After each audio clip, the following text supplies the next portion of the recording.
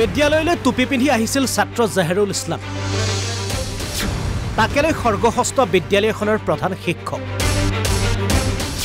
শয়তানৰ ধৰ্মলৈ কিয় আহিছ বুলি প্ৰধান শিক্ষকৰ প্ৰশ্ন। টুপি পিন্ধি আহা যদি স্কুলত পঢ়িব নালাগে, মাদ্ৰাছালৈ যোৱা। মৰিগাঁৱৰ ধূপগুৰি ছেকেণ্ডাৰী স্কুলত সংঘটিত হৈছে এই ঘটনা। জাহেৰুল ইছলাম নামৰ নৱম শ্ৰেণীৰ ছাত্ৰগৰাকীয়ে বিদ্যালয়লৈ স্কুলৰ ইউনিফৰ্ম পিন্ধি আহিছিল ঠিকেই, কিন্তু মূৰত পিন্ধি আহিছিল টুপি। এই কথাত অসন্তুষ্ট হয় বিদ্যালয়খনৰ প্ৰধান শিক্ষক বালিৰাম বৰদলৈ। ছাত্ৰজনে অভিযোগ কৰা অনুসৰি প্ৰধান শিক্ষকে অশ্ৰাব্য গালি গালাজ কৰে।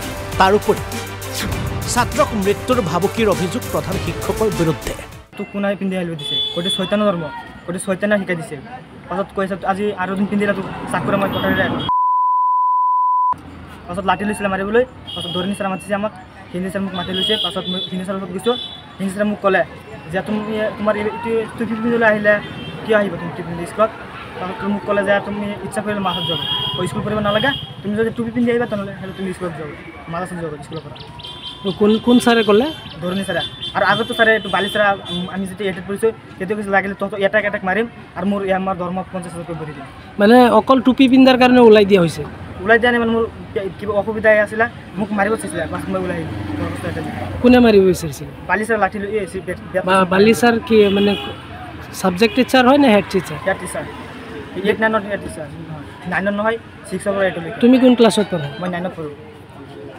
আগতো মা দেউতাকক বহুত গালি দিছে, আমাৰ ক্লাছত গ'লে গালি দিয়ে। মানে অকল টুপি পিন্ধাৰ কাৰণে গালি পাৰি আছিল? হয়, আজি দিছে গালি। আগত মা দেউতাকক লৈ গালি দিছে, ধৰ্মক লৈ গালি দিছে আমাৰ। ইয়াৰ পাছতে বিদ্যালয়ৰ পৰা গুচি আহে ছাত্ৰ জাহেৰুল।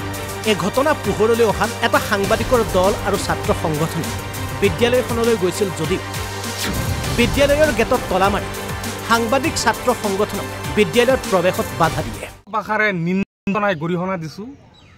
লগতে আজিৰ সংবাদ মাধ্যমৰ যোগেদি জিলা শিক্ষা বিষয়া, ৰাজ্যিক শিক্ষা বিষয়াক আহ্বান জনাইছোঁ এই সন্দৰ্ভত কুইক একশ্যন গ্ৰহণ কৰিব লাগে। যিহেতু এই ঘটনাটো শুনাৰ পাছত সাংবাদিকৰ এটা সজাতি দল বা আমাৰ এটা ছাত্ৰ মুক্তিৰ এটা সজাতি দল আমি আহিছিলোঁ। অহাৰ পাছত যেতিয়া নেকি আমাক দেখা পাই শিক্ষকজনে গেটটো তলা লগাই দিছে, আমি ভিতৰত যাব পৰা নাই। আমি আচলতে শিক্ষকজনৰ তেখেতে ঘটনাটোৰ সন্দৰ্ভত তেখেতৰ পৰা আমি জানিবলৈ আচলতে যাব বিচাৰিছিলোঁ, কিন্তু আমাক যাব দিয়া নাই, তেখেতে তলা মাৰিছে। এই কথাটোকে জল পটকে প্ৰমাণ কৰে যে শিক্ষকজনে নিশ্চয়কৈ ভুল কৰিছে আৰু ছাত্ৰজনে অভিযোগ কৰা অভিযোগখিনি সম্পূৰ্ণৰূপে সঁচা কথা। লাহৰীঘাটৰ পৰা জাহেৰুল ইছলাম, অসম লাইভ 24।